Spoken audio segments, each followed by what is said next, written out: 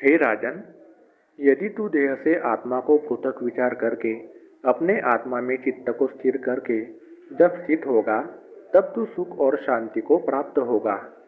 जब तक चिदजड़ ग्रंथि का नाश नहीं होता है, अर्थात परस्पर के अध्यास का नाश नहीं होता है, तब तक ही जीव को बंध है। जिस काल में अध्यास का नाश हो जाता है, उसी काल में जीव मुक्त हो जाता है। शिव गीता में भी इसी वार्ता को कहा है। मोक्ष का किसी लोकांतर में निवास नहीं है और न किसी गृह या ग्राम में मोक्ष का निवास है, किंतु चित्तजड़ ग्रंथि का नाश ही मोक्ष है।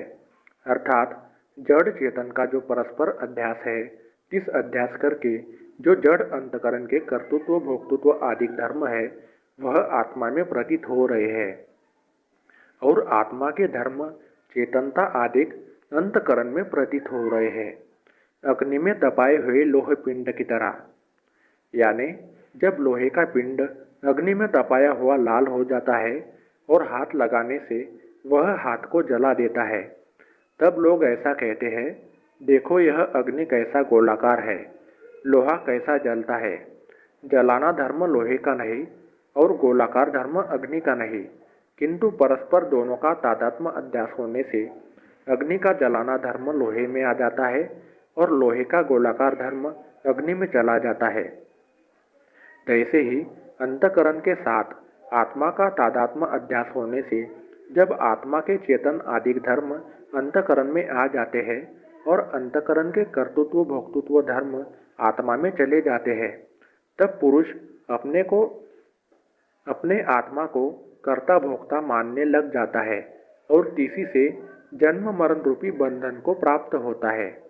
जब आत्मज्ञान करके अपने को अकर्ता अभोक्ता शुद्ध असंग मानता है और कर्तृत्व आदि अंतकरण का धर्म मानता है, तब आप साक्षी होकर अंतकरण का भी प्रकाशक होता है और तब ही अध्यास का नाश हो जाता है।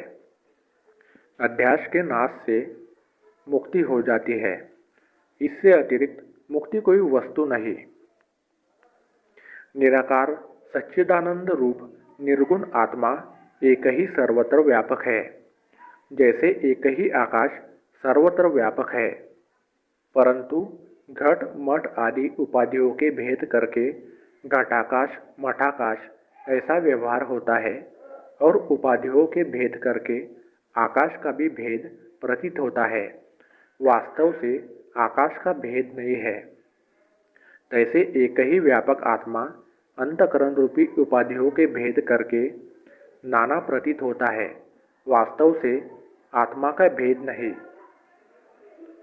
अनेक घटों में आकाश एक ही है, परंतु किसी घट में धूलि भरी है, किसी में धूम भरा है, किसी में नील पित्त आदि पदार्थ भरे हैं। उन धूलि आदिकों के साथ आकाश का वास्तव से संबंध कोई नहीं, तथापि धूलि आदिकों वाला प्रतीत होता है।